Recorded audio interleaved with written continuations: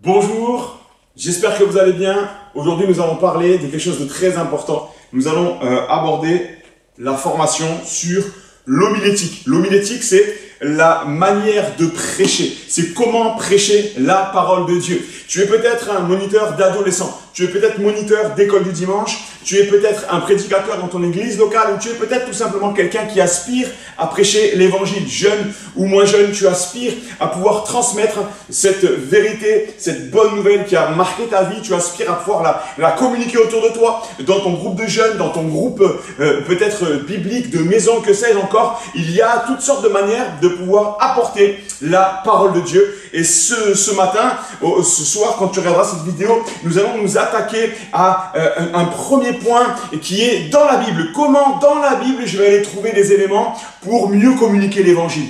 Nous ne voulons pas ici parler de compétences humaines, mais nous voulons parler de comment extraire de la parole de Dieu des points fondamentaux pour annoncer cette parole, cette bonne nouvelle qui est appelée à changer la vie encore de milliers et de milliers de personnes. Alléluia. Depuis que la bonne nouvelle du royaume de Dieu a été annoncée, eh bien oui, tout le monde entier a été au contact de Jésus-Christ. Alléluia. Qui sauve, qui touche des cœurs, et ce cours est là pour t'aider à mieux prêcher l'évangile de Jésus-Christ.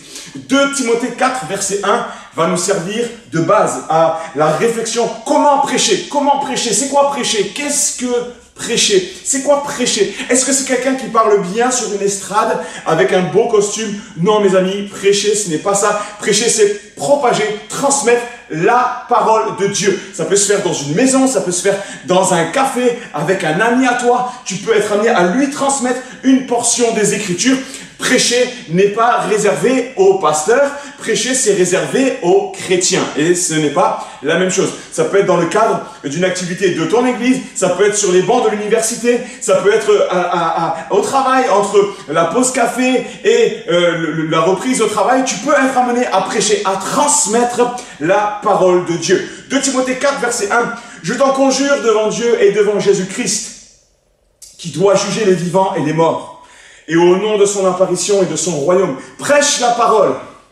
Insiste en toute occasion, favorable ou non, reprend, censure, exhorte avec toute douceur et en instruisant. Mes amis, nous allons nous attaquer à ces quelques points avec beaucoup de sérieux, parce que prêcher c'est sérieux. La parole de Dieu c'est sérieux. On va se placer devant Dieu. Seigneur, montre-moi comment ta parole, est-ce qu'elle me donne des indications sur la manière de prêcher? Peut-être que tu prêches déjà l'évangile. J'espère que ce cours pourra t'aider à réfléchir sur la manière de faire et sur peut-être apporter une évolution. Nous espérons en tous les cas que cela te sera utile. Le premier point ici, dans ce texte que nous avons lu ensemble, le premier point c'est prêche la parole.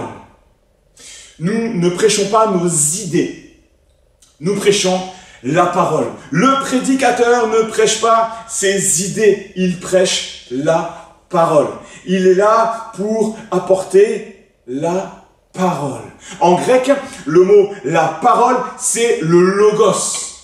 Le logos. Le logos, mais mes amis, quand on étudie l'évangile dans le grec et qu'on cherche un petit peu ce qu'est le logos, puisque nous l'avons lu, 2 Timothée 4, 2, prêche la parole, prêche le logos. Écoutez-moi bien, dans les évangiles, évangile de Jean, chapitre 1er, au verset 1er, il est dit ceci.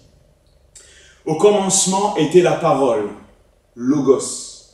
Et la parole, logos, était avec Dieu. Et la parole, logos, était Dieu. Au verset 14, et la parole logos a été faite chair.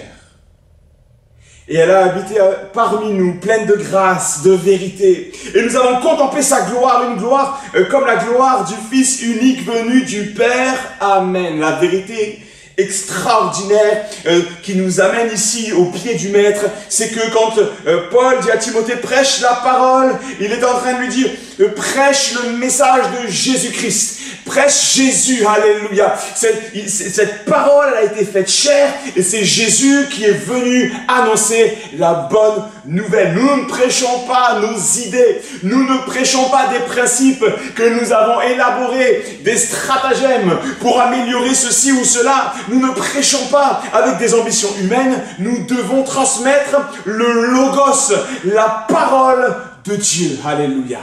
Ça c'est l'introduction. Le logos, la personne de Jésus-Christ. Nous devons le transmettre lui. Lorsque nous prêchons, c'est lui que nous devons transmettre. Alléluia. C'est sa parole que nous devons transmettre. C'est sa pensée qu'on doit transmettre. C'est sa manière de voir les choses que l'on doit transmettre, pas la nôtre. Le premier mot qu'on va étudier ici, c'est le mot reprend. Et en fait, c'est comme un diamant à plusieurs facettes. Nous allons étudier plusieurs facettes ici de la prédication. Et tout au long de cette formation, j'espère que vous y trouverez des éléments satisfaisants pour vous faire progresser. Le premier mot ici, c'est reprend. Et c'est un mot dur. Reprend. Ce terme-là, dans la parole de Dieu se trouve à de nombreuses reprises. Reprend, il y a un élément de condamnation. Il y a une notion de condamner. Il y a une notion, il faut que au travers de la parole de Dieu, il y a des choses qui doivent être condamnées. Au niveau de la parole de Dieu, lorsque tu prêches, il y a des choses qui vont être réfutées également. L'évangile de Matthieu, chapitre 18, nous dit ceci. Si ton frère a péché, va et reprends-le. C'est le même mot que reprend dans 2 Timothée 4, verset 2. C'est le même mot. Si ton frère a péché, va et reprends-le. Entre toi et lui seul. S'il t'écoute, tu as gagné ton frère. Écoutez-moi bien. Quand tu prêches, par moment, tu vas être appelé à reprendre des frères et ça va avoir le même effet que si tu étais allé le reprendre un à un. Il va y avoir une prise de conscience au un à un par la parole de Dieu que tu vas annoncer. Le Saint-Esprit va agir et au travers de la parole que tu vas donner, l'Esprit de Dieu peut amener la personne à être reprise, à se sentir honteuse, à être amenée à ce qu'on appelle une conviction de péché. Le même mot au sujet du roi et au sujet de Hérode. Luc 3, 19. Mais Hérode le tétrarque étant repris par Jean au sujet d'Hérodias. Il est repris par Jean. Dans le dialogue, Jean reprend Hérode à cause d'Hérodias qui était la femme de son frère. Il n'avait pas le droit. Jean va le voir. Jean-Baptiste va voir Hérode et lui dit la chose. Il le reprend. Et la Bible nous parle de cela. Lorsque tu prêches, Paul dit à Timothée, reprends. Le même terme, la même efficacité, la même dynamique pour reprendre les âmes, pas pour les écraser, mais pour les amener à revenir, à se repentir. La parole de Dieu produit la vie, mais elle ne produit pas la vie en annonçant simplement des paroles de réconfort ou des paroles qui vont exhorter, encourager. Nous allons y venir, mais il y a aussi des moments où la parole de Dieu, elle reprend. Ce même mot, reprendre, il signifie dévoiler. Dans Jean 3, 20, il dit, car quiconque fait le mal et il déteste la lumière. Et il ne vient point à la lumière, de peur que ses œuvres ne soient dévoilées. C'est le même mot que reprendre. De peur que ses œuvres ne soient dévoilées. En prêchant, tu vas être amené à dévoiler des choses.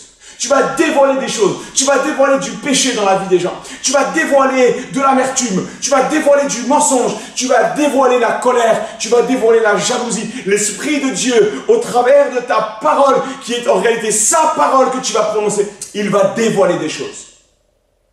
Reprendre, dévoiler, accuser. Autre signification de ce mot ici, reprendre. Jean 8, 9, quand ils entendirent cela, accusés par leur conscience. C'est le même mot. Ce mot, on le retrouve en grec, on le prononce élego. Ce mot-là, il a une signification d'accusation. Dans leur conscience, ils se retirèrent un à un. Vous savez, c'est quand Jésus est devant la femme surprise en flagrant délit d'adultère. Quand ils entendirent Jésus leur dire que celui qui est sans péché jette le premier la pierre contre elle, ils vont être tous accusés par leur conscience. Et cela signifie, lorsque Timothée donne cette consigne, lorsque Paul donne la consigne à Timothée, quand il dit « reprends », c'est le même mot ici. Tu vas toi aussi toucher les consciences. Tu vas toi aussi amener des gens à réfléchir, à se rappeler et à réaliser le péché.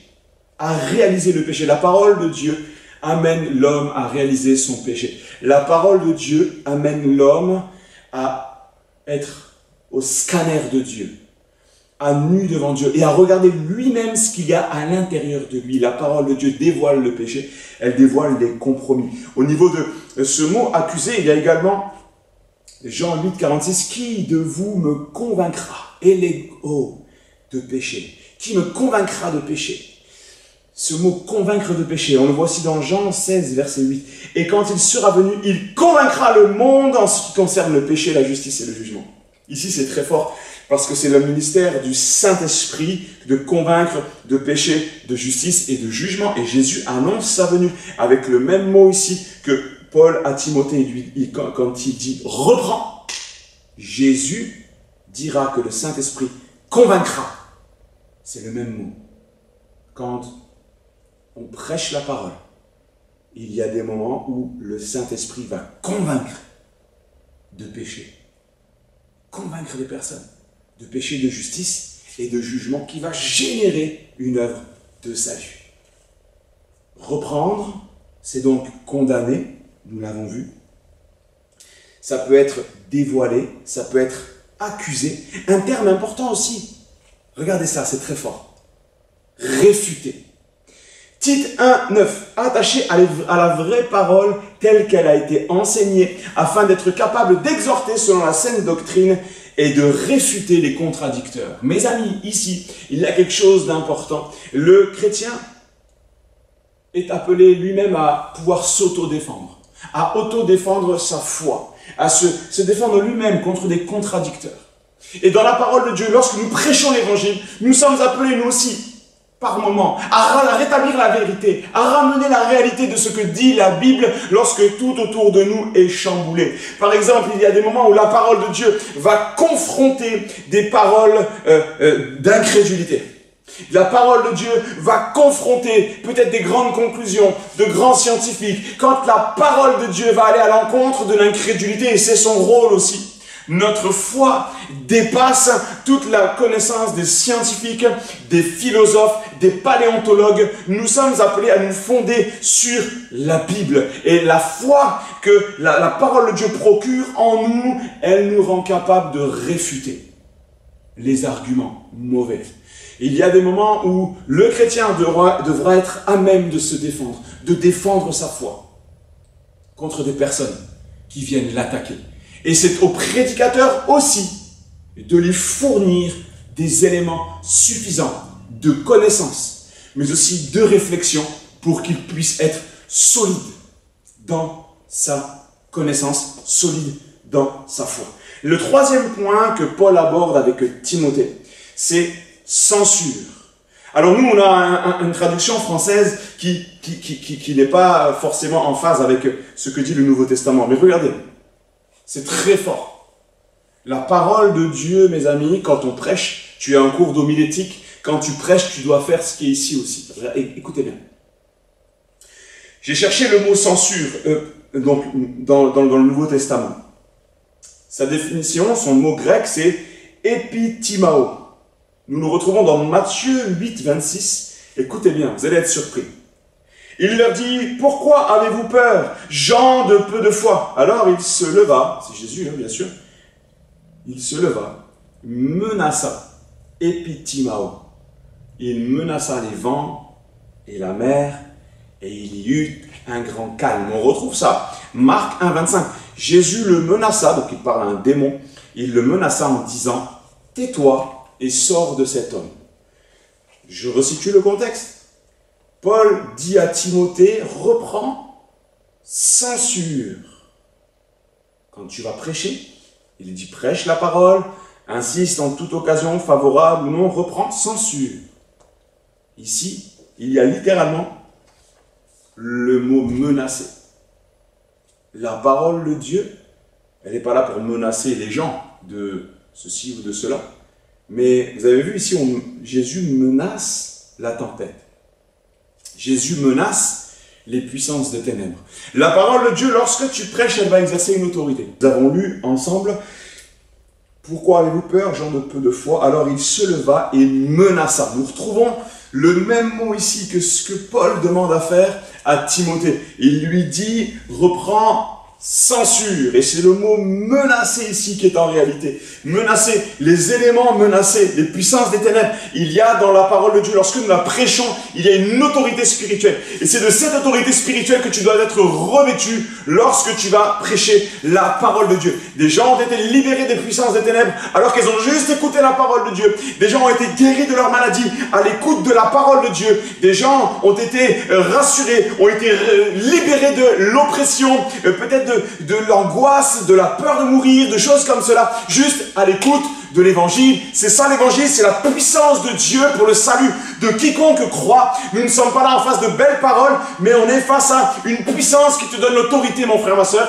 pour parler, pour annoncer, pour libérer les captifs. Alléluia. Il est même précisé, il y a ce même mot, épitimao, dit, c'est dans Matthieu 17, verset 18, Jésus parla sévèrement aux démons. Il y a ici toute la dynamique de l'autorité de Jésus. C'est comme ça et c'est pas autrement. Tu sors maintenant au nom de Jésus-Christ. Voilà les prières qui accompagnent la délivrance, mes amis. Jésus parla sévèrement, épitimao, aux démons. L'autre terme un peu rugueux, excusez-nous, c'est la vérité de ce qu'est la prédication. Il y a une confrontation de puissance. Ce n'est pas des fables. Nous apportons la lumière qui vient faire face aux ténèbres. Réprimander, c'est le même mot, épitimao, il est dit ceci. Jésus se tourna vers eux, les réprimanda en disant, vous ne savez de quel esprit vous êtes animés. Vous savez, c'est quand les disciples vont lui dire, Jacques et Jean, ils vont lui dire, est-ce que tu veux que nous commandions au feu de descendre? Jésus va les réprimander, nous dit l'évangile. Les réprimander, épitimao. De la même manière que Jésus réprimande ici, la parole de Dieu par moment, elle va réprimander, elle va reprendre les gens en leur disant, non, vous n'êtes pas dans le bon chemin, vous allez mourir si vous persévérez dans cette voie. Le prédicateur n'est pas appelé à bercer les gens, il est appelé à leur dire la vérité. Prêcher, ce n'est pas faire plaisir aux gens, c'est leur dire la vérité de ce que la Bible nous enseigne. Amen. Je continue. Et voilà le quatrième point que nous voyons maintenant dans ce cours, c'est le mot exhorte. Exhorte, parakléo dans le grec, prier, supplier. C'est le premier mot. Plusieurs fois, des dizaines de fois, c'est le mot prière qui est associé à ce mot parakléo. Alors, on ne va pas l'étudier ici puisque dans notre contexte, à nous, c'est plutôt la notion de supplication. Par exemple, Matthieu 18, 32. Alors le maître fit appeler ce serviteur et lui dit, méchant serviteur, je t'avais remis en entier ta dette parce que tu m'en avais supplié. Un lépreux vint à lui, Marc 1,40, pardon. Un lépreux vint à lui se jetant à genoux et d'un ton suppliant. Nous voyons ici la différence avec ce qu'on a vu auparavant, avec toute la dynamique de l'autorité, de la puissance, de la fermeté. Ici, il y a une notion d'un ton suppliant. Si tu le veux, tu peux me rendre pur. Dans la prédication, il y a une invitation à l'amour de Dieu. Il y a également, dans ce mot parakléo, toute la dynamique de la consolation. La consolation. Qu'il est beau de voir toute la richesse de la parole de Dieu au niveau de la consolation. Il y aurait toute une dynamique de vidéo à faire, d'enseignement sur la consolation et comment nous sommes appelés à aller chercher ces perles-là pour les transmettre. Donc, la consolation, par exemple, nous la voyons dans Luc 16, 25. Abraham répondit, mon enfant, souviens-toi que tu as reçu tes biens pendant ta vie et que Lazare a eu les maux pendant la sienne, mais il est maintenant consolé, parakléo. Et toi ici tu souffres, il est consolé, et toi ici tu souffres. Quand on prêche, mes amis, nous sommes appelés à véhiculer la consolation de Dieu. Il y a des moments où ta prédication va amener la consolation dans le cœur des gens. Combien de fois nous avons vu des bien-aimés arriver accablés, repartir déchargés de leurs soucis, de leurs fardeaux. On retrouve cela dans 2 Corinthiens 1,4 qui nous console, parakléo, dans toutes nos afflictions, afin que par la consolation dont nous sommes l'objet, parakléo, de la part de Dieu, nous puissions consoler, parakléo, tous ceux qui se trouvent dans l'affliction. Nous sommes chrétiens. Tu es un frère, tu es une sœur en Christ, tu as connu l'amour de Dieu, tu as connu la consolation de Dieu. Dieu te dit au travers de ce texte-là, cette consolation, elle t'a été donnée pour que toi aussi, tu puisses consoler. Et un des moyens par lesquels nous pouvons consoler les autres, c'est le moyen de la prédication. Il est également ceci dans 2 Corinthiens 1, verset 6. Si nous sommes affligés, c'est pour votre consolation et pour votre salut. Si nous sommes consolés, c'est pour votre consolation qui se réalise par la patience à supporter les mêmes souffrances que nous endurons. Nous voyons donc cette thématique de paracléo, de consolation, de Corinthiens 2,7, en sorte que vous deviez bien plutôt lui pardonner et le consoler. C'est ici au sujet d'un frère qui a commis des péchés et qui doit être repris. Et l'apôtre Paul lui dira à la communauté, maintenant il faut lui pardonner et le consoler. Et Paul dit à Timothée, maintenant, exhorte. Ça veut dire paracléo, console. Que ta parole, lorsque tu vas prêcher, soit une parole qui véhicule la consolation de Dieu. Ce même mot paracléo, on le retrouve dans 2 Corinthiens 7, 6. Mais Dieu qui console, paracléo, ceux qui sont abattus, nous a consolés par l'arrivée de Tite. Ceux qui sont abattus au contact de la parole de Dieu peuvent être consolés. En prêchant, tu transportes avec toi tout cet amour de Dieu. Tu dégages cet amour au travers de tes paroles qui va venir s'imprégner dans le cœur des bien-aimés. Amen. Je continue et je termine avec ce mot exhorter. Il y a une autre signification, il y a une signification de bonté. Dans 1 Corinthiens 4, 13, calomnier, nous avons parlé avec bonté. Parakaleo. Nous avons parlé avec bonté. Nous sommes devenus comme les balayures du monde, le rebut de tous jusqu'à maintenant. Calomnier, nous parlons avec parakaleo, nous parlons avec bonté. Et cette bonté, nous devons la retrouver dans nos prédications. Ce qui anime le cœur du prédicateur doit toujours être l'amour. Amen, frères et sœurs. L'amour pour les bien-aimés, l'amour pour les perdus, l'amour pour les gens à qui nous parlons, les gens à qui Dieu nous fait grâce de pouvoir parler. Parce que prêcher l'évangile, c'est une grâce, que ce soit dans un groupe de maison, dans un groupe d'ados, dans un groupe avec des enfants, sur une estrade, peu importe le public, que tu sois devant 2 personnes ou devant 500 personnes, le Seigneur te fait ce privilège de pouvoir communiquer sa parole. Il y a également ici Paul qui dit à Timothée, avec douceur, et même avec toute douceur. La douceur. La prédication, si elle se dirige parfois vers des moments où il faut être ferme, où il faut réprimander, eh bien, il y a toujours un enveloppement d'amour, et l'apôtre Paul appelle cela la douceur. Nous devons être remplis de cette douceur, de cette patience, c'est l'autre signification du mot, la patience, la douceur et la persévérance. Ce mot douceur, c'est comme ça qu'il s'exprime dans la Bible. Patience, douceur, persévérance. Il y a ici des axes avec la notion de temps. Prêcher l'évangile, c'est aussi persévérer. Il y a des gens qui vont vous entendre peut-être 5 fois, 10 fois, 15 fois avant que quelque chose se passe dans leur vie. Mais il y aura un moment, il y aura un temps de Dieu pour eux, mais reste dans une attitude de douceur. Le dernier point, c'est en instruisant. 2 Timothée 4, verset 2, à la fin du verset. Et en instruisant. Écoutez bien, c'est très important. Le mot instruisant ici, c'est didaké. La didaké, c'est l'enseignement, c'est la doctrine. C'est ce qui préserve le christianisme depuis 2000 ans. C'est ce qui nous préserve de divergences qui vont nous mener n'importe où. Nous sommes toujours appelés à vérifier tout ce qu'on enseigne. Mes amis, quand tu entends un enseignement, tu dois le passer au filtre de la Bible.